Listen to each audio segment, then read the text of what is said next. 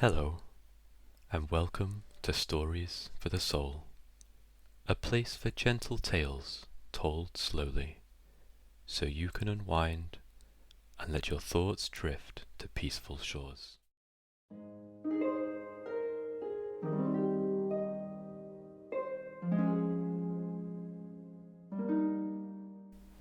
Tonight's story takes us back to a cold February day in 1853, where the passenger ship Yorkshire lays at anchor in the River Thames. She was bound for Melbourne, a voyage that would carry her halfway across the world. The tide was shifting, nudging the ship gently as if the river itself was impatient to see her depart, whilst the ship's deck was a place of soft chaos. Provisions were stacked in corners, barrels and sacks shifting slightly as the ship breathed with the tide. Bright green vegetables peeked from open crates, their colours a rare cheer in the greyness of the day. Hen coops lined one side of the deck, their occupants clucking quietly, while the gentle bleating of sheep floated on the air, carried between the low, rolling creak of ropes. A small knot of sailors were clustered around the captain, while two officers, one holding a pencil stub and a worn list, called the names of men who would make up the crew, assigning them to their watches. Although the ship had been advertised to sail that very evening, there was still much to be done.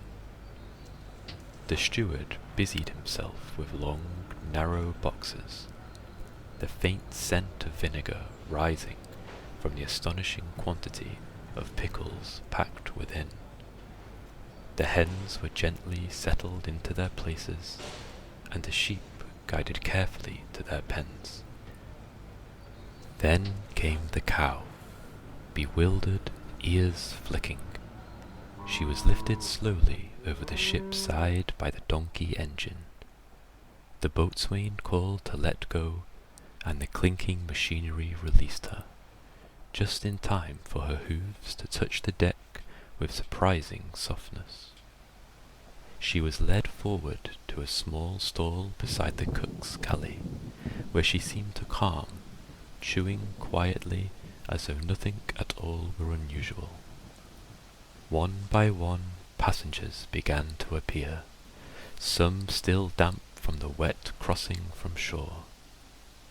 A seaman lent his broad hand to one who stepped from the small boat, boots slick with river water. It was a day to make the heart retreat indoors.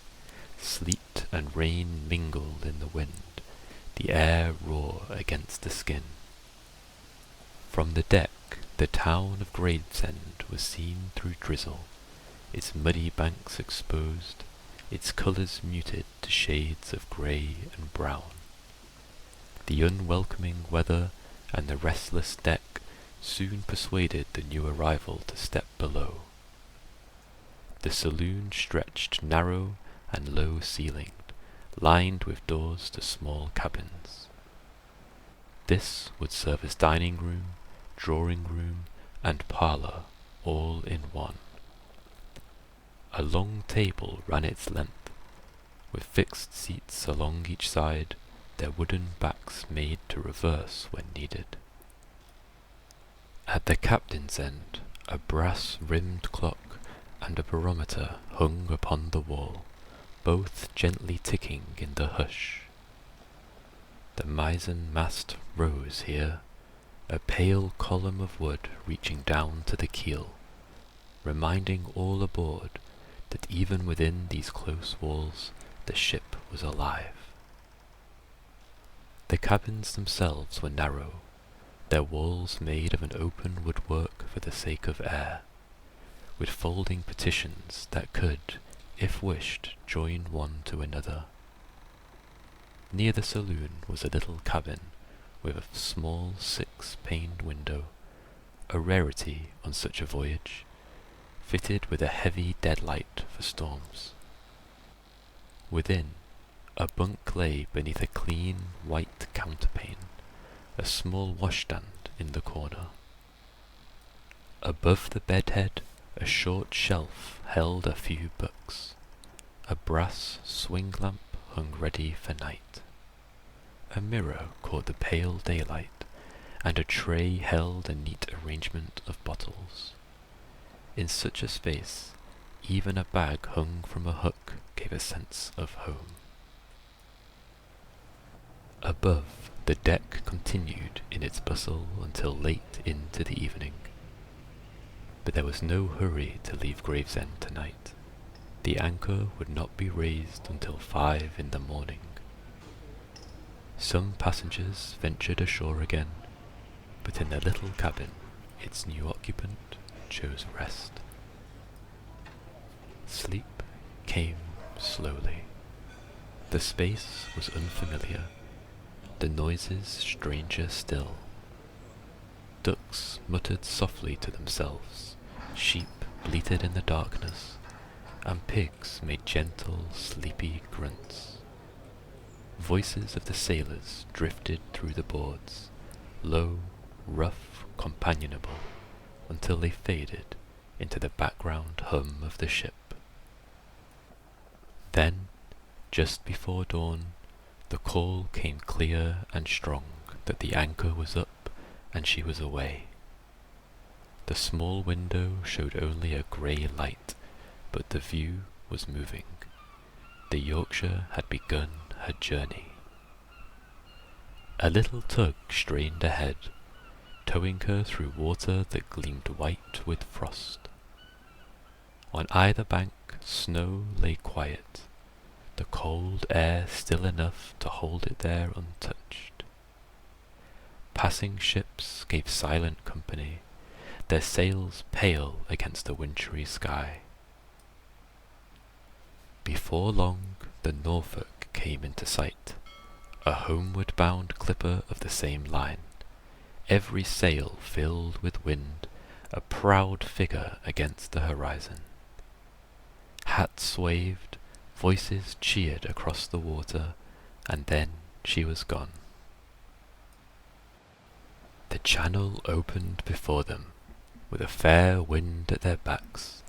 Margate, Ramsgate, familiar towns each slid past in turn. By evening, Beachy Head showed itself, a pale cliff beneath the falling sun. But the night brought change, the glass falling, the wind rising from the southwest. The Yorkshire began to tack down channel, a slow, deliberate dance that tested the patience of all not born to the sea. The wind strengthened into a gale, tearing the mainsail from its bolt ropes, tossing waves into chasing ranks, each crowned in white. 2 more days of this slow struggle brought the welcome sight of Eddystone Light.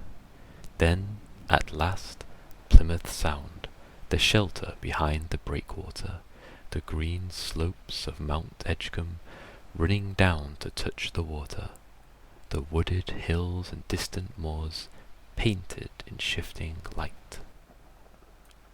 For 3 days the Yorkshire waited here, taking on passengers and fresh stores. The warning was plain. At the first hint of a fair wind, the ship would sail, and anyone ashore would risk being left behind. When the wind came at last, cool and steady from the north, the anchor was lifted to the cheerful rhythm of yo heave ho. The Yorkshire glided into open water, the brown and white cliffs of England fading gently into the horizon, and so the true voyage began.